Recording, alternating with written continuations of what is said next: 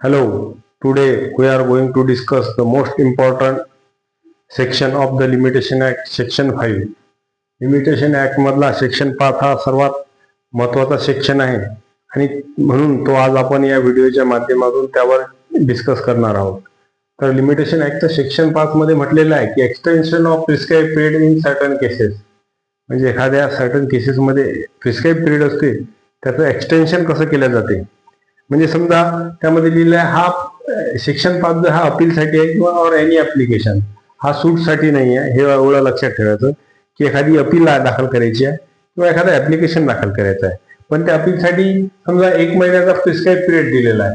हा 1 महिन्याचा prescribe period दिलेला आहे आणि एक लोअर कोर्टाचं जजमेंट झालं समजा 30 तारखेला, 30 मार्चला लोअर कोर्टाचं जजमेंट झालं आणि 30 मार्च नंतर पुढे 29 एप्रिल पर्यंत म्हणजे पुढील 30 दिवसाचा जो एक प्रिस्क्राइब पिरियड असते, तो प्रिस्क्राइब पिरियड जर असला तर त्या प्रिस्क्राइब पिरियड मध्ये आपल्याला अपील दाखल करायची असते त्या जजमेंटच्या विरोधात.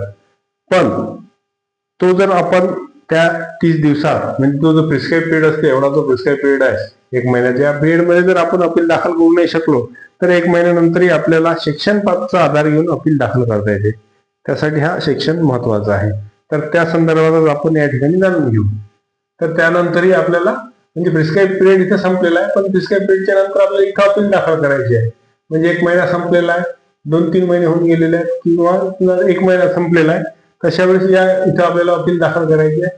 तशा वेळेस आपल्याला काय करता येईल तर आपल्याला इथे सेक्शन 5 चा आधार घेऊन, लिमिटेशन ऍक्टच्या सेक्शन 5 चा आधार घेऊन कंडोनेशन ऑफ डिले म्हणजे आमचा जो डिले झालेला आहे 1 महिन्यापेक्षा जो प्रिस्क्राइब पिरियड दिलेला होता कायद्यानं, पण त्यापेक्षा आम्ही 1 महिन्याच्या आत आम्ही अपील दाखल करू शकलो नाही, पण 1 महिन्याच्या नंतर आम्हाला अपील दाखल करायचे आहे. तर अशा वेळेस आपल्याला अपील फक्त त्यामध्ये अपील किंवा एनी ऍप्लिकेशन याच्यासाठी हा लागू आहे. Other than application under any of the provision of the 21 of CPC, civil procedure कोडचं जे 21 चे ऑर्डर आहे त्या ऑर्डर मध्ये एक्झिक्युशन प्रोसिडिंग दिलेली आहे. त्या एक्झिक्युशन प्रोसिडिंग साठी हा लागू होणार नाही या सेक्शन. म्हणजे एक्झिक्युशन प्रोसिडिंगचं जे सेक्शन आहे 21 नुसार जी काही एक्झिक्युशन प्रोसिडिंग आपल्याला दाखल करायची आहे ती त्या प्रिस्क्राइब पिरियड मध्ये दाखल करता येईल. त्यात सेक्शन 5 चा आधार त्या ठिकाणी घेता येणार नाही. पण एखादं दुसरं ऍप्लिकेशन आहे याच्या व्यतिरिक्त म्हणजे ऑर्डर 21 सीपीसीच्या व्यतिरिक्त एखादं ऍप्लिकेशन आहे किंवा एखादी अपील आहे की जर आपण त्या पिरियड मध्ये दाखल नाही केली तर आपल्याला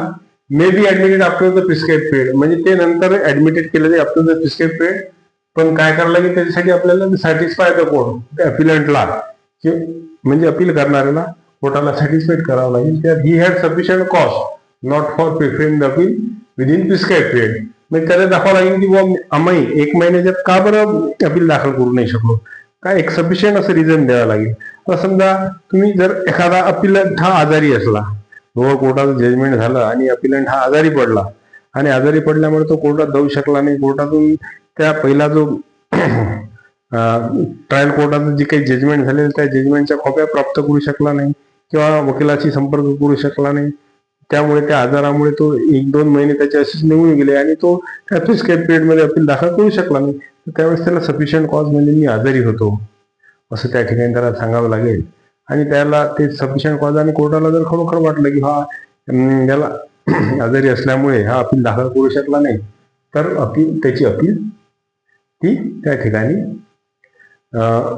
म्हणजे दाखल करून घेतला जाईल आणि त्याचा जो कंडोनेशन ऑफ डिलेचा अर्ज आहे किंवा डिले का बरं झाला तो अर्ज मंजूर करून घेऊन त्याची अपील त्या ठिकाणी ऍडमिट केलं जाईल. May be admit after the prescribe period. फक्त त्याला सफिशियंट कॉज जी आहे ते सांगावं लागेल की मी आजारी होतो किंवा misled by the order of practice or judgment of the high court computing the prescribe period. Prescribe period computing करत असताना एखादी ऑर्डर असली किंवा एखादं प्रॅक्टिस असली किंवा एखादा जजमेंट असला हायकोर्टाचा तो कन्फ्युज झाला, त्याला समजलं नाही की 1 महिन्याचा प्रिस्क्राइब पिरियड आहे, 2 महिन्याचा आहे की 3 महिन्याचा आहे, म्हणजे प्रिस्क्राइब पिरियड आपला अपील दाखल करण्यासाठी किती आहे हे जर त्याला समजलं नाही आणि तो त्या ठिकाणी मिसलेड झाला तर कशामुळे मिसलेड झाला, ऑर्डरमुळे किंवा एखादी प्रॅक्टिसमुळे किंवा काही लोक म्हणतात 2 महिन्याचा आहे किंवा एखादा जजमेंट आहे त्या जजमेंटमध्ये तो कन्फ्युज झाला, अशा वेळेस सफिशियंट कॉज त्या ठिकाणी पकडलं जाईल की आजारी आहे किंवा जजमेंट हायकोर्टाच्या जजमेंटमुळे काहीतरी तो कन्फ्युज झाला कम्प्युटिंग द प्रिस्क्राइब पिरियड मोजताना,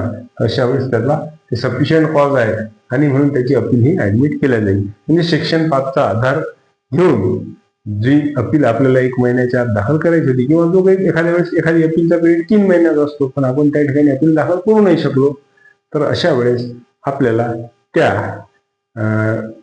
प्रिस्क्राईब पिरियडच्या नंतरही अपील फाईल करता येईल. पण त्या ठिकाणी आपल्याला कोर्टाला एक सफिशियंट असं त्या ठिकाणी आपल्याला कॉज देता येईल, की सफिशियंट कॉज आहे की आम्ही का बरं अपील दाखल करू नाही शकलो. सफिशियंट कॉज आपण जर अपिलेट कोर्टाला दाखवलं तर आपली अपिलेट कोर्टाला आपली अपील ही मंजूर केल्या जाईल.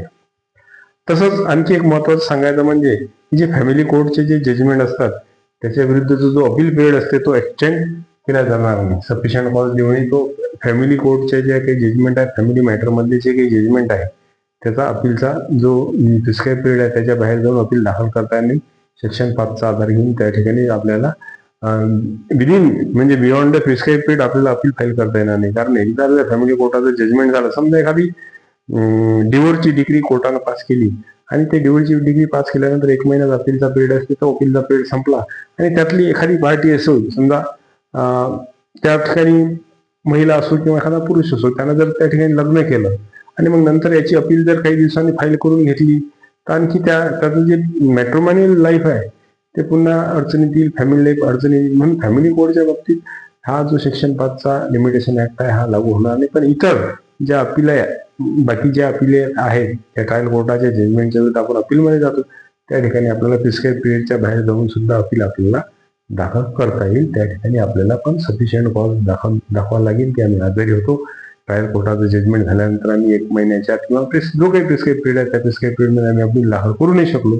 तर अशा प्रकारे या सेक्शन 5चा आधार घेऊन आपल्याला बियॉन्ड द प्रिस्क्राईब पिरियड आपल्याला अपील दाखल करता येईल, आपली अपील अपिलेट कोर्टात ऍडमिट करता येईल. हे झालं सेक्शन 5च्या बाबतीत. असंच पुन्हा आपण एखाद्या नवीन प्रोव्हिजनच्या बाबतीत भेटू.